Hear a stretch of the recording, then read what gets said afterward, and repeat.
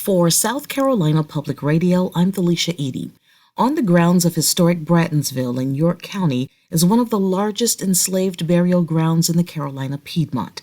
Over the weekend, descendants of those enslaved at the former plantation and descendants of the owning family gathered to remember and honor the hundreds buried there. For us to be here today honoring members of our family, members of my ancestors who have been forgotten is like a dream for me. Dr. Lisa Bratton is a fifth-generation descendant of Green and Melinda Bratton. They were enslaved at the plantation.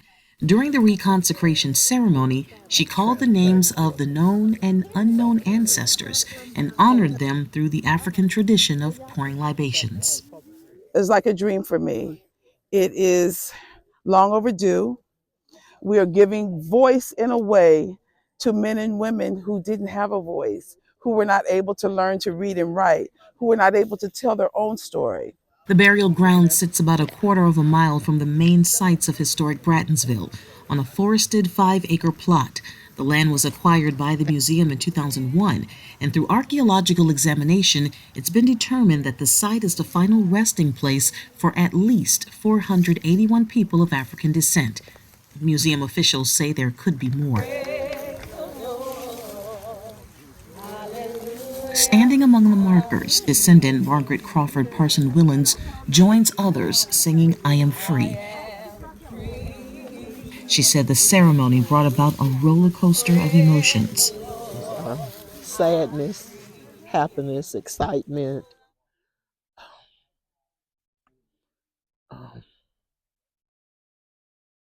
Can't find enough adjectives to describe it. The graves are marked with weathering or corten steel. From a distance, they look like wooden stakes rising from the ground. And in the midst of them, one marble headstone dedicated to Watt, an enslaved man and local American Revolutionary legend, and also to his wife Polly. They are the only two among the 481 whose identities are known. At the end of the ceremony, the descendants, both black and white, laid greenery at their headstone.